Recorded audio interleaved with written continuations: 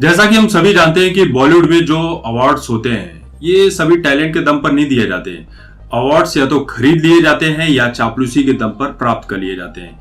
लेकिन अब एक ऐसी भी न्यूज मिल रही है कि बॉलीवुड में अवार्ड्स लेने के लिए ब्लैकमेलिंग का भी इस्तेमाल किया जाता है।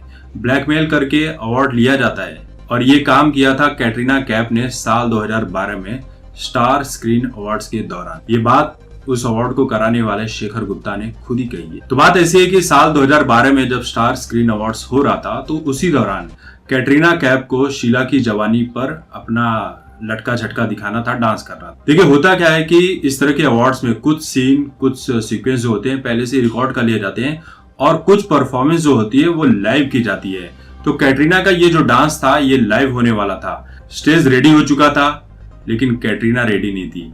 बाहर बहुत सारे ऑडियंस बैठी थी, बॉलीवुड के तमाम एक्टर्स बैठे थे। जब कैटरीना कैफ स्टेज पर नहीं आ रही थी तब शेखर गुप्ता उनके पास गए और पूछे कि क्या प्रॉब्लम हो गई। तब कैटरीना कैफ कहती हैं कि आप लोग हर साल मुझे बस यहाँ पर डांस करवाने के लिए बुलाते हो और मैं डांस करके चली जाती हूँ और अवार्ड्स किसी और एक्ट्रेस को दे देते हो।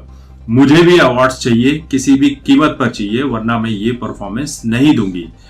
तब उसी दौरान क्या हुआ कि शेखर गुप्ता और उनकी टीम ने यह डिसाइड किया कि चलो एक स्पेशल कैटेगरी बनाई जाती है और कैटरीना कैफ को एक अवार्ड दे दिया जाता है।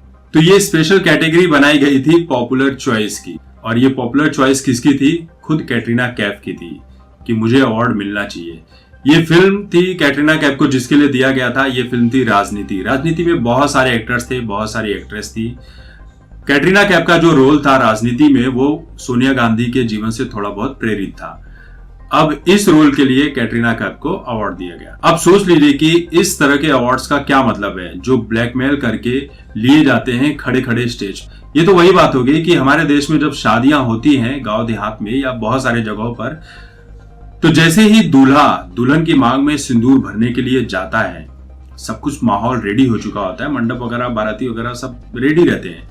तो उसी वक्त दूल्हा ये डिमांड करता है कि मुझे 4 पहिए वाली गाड़ी चाहिए, 1 BHK का फ्लैट चाहिए, इतने गहने चाहिए, सब कुछ चाहिए।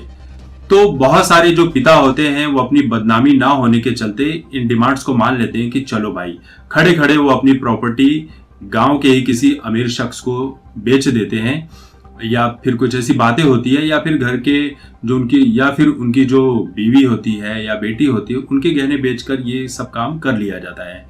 लेकिन कुछ बाप ऐसे भी होते हैं जो इन बातों पर टिकते नहीं है, दूल्हे के साथ पूरे बारातियों की हड्डियां तुड़वाकर वहां से भगा दे। तो ये है बॉलीवुड। यहाँ पर अवार्ड्स ऐसे ही लिए जाते हैं, इन अवार्ड्स का कोई मतलब नहीं होता और ये बात करते हैं कि हम टैलेंटेड हैं। बहुत सारे नेपो किड्स को तो हर साल हर फिल्म के लिए कोई ना कोई अवार्ड्स दे दिया जाता है।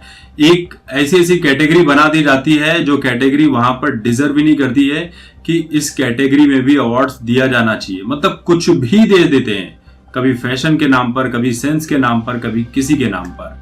मतलब बेवकूफी की पूरी हद ही हो गई है।